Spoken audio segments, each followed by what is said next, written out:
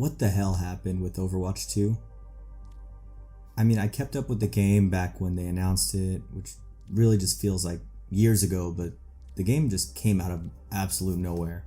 I had no idea it was releasing because I literally saw zero marketing up until a friend of mine just told me that Overwatch 1 is getting shut down just to prepare for number 2.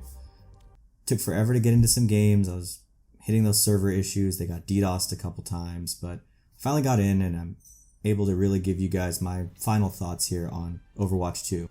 If you guys haven't, hit that subscribe button. We're going to be getting a ton of reviews out here in October. A lot of games are coming out. Everything's ramping up, so subscribe, like, anything really helps here. We're a growing channel, brand new, getting started this year, so appreciate all the support. So I've put hundreds of hours into Overwatch 1. Seriously, it's 6 years old maybe. It's probably my favorite team shooter ever. So is Overwatch 2 worth your guys' time? Since it's free. I'll start here with graphics, guys. It's the same game. There's no graphic changes, at least that I noticed. If you played the first, just be ready for a couple Overwatch 2 reskins of characters, which barely noticed the difference. I think Cassidy's mustache got a little longer, but I mean, other than that, maps have a day and night mode, and they made the menu just a lot cleaner. Graphics really haven't changed much. I don't feel like they needed to change, but it's really hard to tell if you're playing a new game or Overwatch 1. And since Blizzard just wiped out Overwatch 1, can't even pull it up and compare. But it feels a little brighter. I had no issues with the graphic style of the first game, guys, so I mean, I didn't expect anything major here. I mean, going into sound's the same. You've got the banter in the beginning between characters, which is real fun before the game starts. The stuff kind of hints at a little bit of the lore in Overwatch since there is no story mode. You're going to need to go watch some YouTube videos. I wish there was a story mode just because I saw some of the videos and didn't really make any sense of it. I think Doomfist is a villain, but I mean, whatever. It's nothing really wrong here with the sound of the game because Overwatch 1 is pretty awesome. You've got distinct lines to know when someone's popping an ultimate.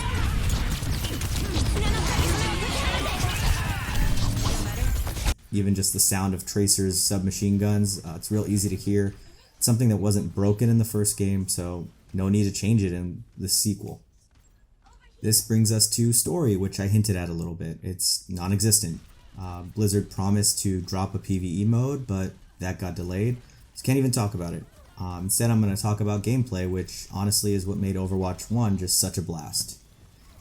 If you're new to Overwatch, you're selecting a character, either damage, tank, healing. You have special abilities that you can activate that go on cooldown.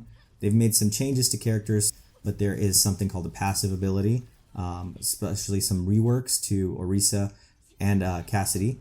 So they've actually limited the amount of stuns, and it's helped to keep the game just flowing just fast as possible.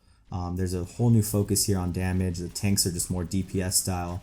Orisa has that change, her rework, keeps her less of an anchor. So in my opinion, I think it's real fun. I think it's a very good change. It sucks if you have a sixth friend, especially if they're a tank main, sucks they have to play on their own, but it is what it is. So again, you're picking either damage, tank, or support. You queue up and you play Assault, Control, Escort, or a new mode called Push. Assault has you attacking and defending. Attack takes 2 points. Defenders have to stop you from taking those points. They took this one out actually from Overwatch 2, so there's some other things that they took out I'm going to have to talk about later. Control has 2 teams basically fighting over a capture point. It's a best of 3. This one gets super intense. It's real easy for a team to come back out of nowhere. Escort has you moving a payload from one side of the map all the way to the end while the other team tries to stop them. In my opinion, this is my favorite. I've had some close games here. It's super fun. And the hybrid kind of mixes both together. Push is a new mode. You're basically fighting over control of a robot. This robot will just push the objective all the way to the enemy team's spawn, but the other team can just push them back. So it's kind of like a tug of war where you're going back and forth. I like it. That one felt like it had new maps only, so it's pretty fun. Speaking of new maps, I mean, there was only 6 that I've looked up because I didn't even get to play all 6. It just felt like I was getting nothing but the old maps constantly. So you can't select what mode you want to play either. So unranked is where you basically select a role and, DPS, tank, or assault. And ranked is actually locked up until you can earn it, which in my opinion is one of the most frustrating game modes, but for the people that are competitive, it's there for them. Arcade basically just has some varying game modes. It lets you try out something new. Sometimes they have like these little events that they do in arcade mode. Same stuff again from Overwatch 1. So far, if you've played the first one, I really haven't said anything that makes the game feel too new. In my opinion, I don't get what Blizzard was doing when they released this as a sequel. The game got rid of medals, letting you know how well you, your team, or even the enemy team did at the end of the game. You can't commend anyone on the enemy team if they kicked your ass, which I thought that was a really cool thing that they had in the first game. You can't even know if one of your teammates is doing really well and is on fire, even though their character just announces it. I feel like they got rid of it to help anyone bad at the game just not feel as bad, because, if you suck at a game, you're not going to want to spend money. And spending money is now the focus of Overwatch 2 because it's free, like Rocket League, for example. This really just comes down to the direction Overwatch 2 has gone. Overwatch 2 is completely free. Controversial loot boxes are gone, which is great. There's no more gambling, but they've added a battle pass instead. The battle pass gets rid of the need to gamble for a pay-for-what-you-want skin model, which in my opinion is better, but it just felt like there was zero incentive to level up in the game. Back in the first, you earned a loot box every time you leveled up, and there was a chance you got something cool. Now that's completely gone, and the only thing you are getting are the free rewards from the battle pass, which are basically just sprays or lines or voice lines. I'm here to review the game as a whole, not what they've promised. They launched this for us to give our thoughts on and spend money on, whether it was ready or not. I can't have my opinion just be, factoring in the fact that Blizzard's promising to add all these things. When I review a game, I have to review what's out. Overwatch 2, to me, just feels empty, soulless, and unfinished. I have to give it a 7 out of 10, only because the core Overwatch gameplay is what got the score so damn high.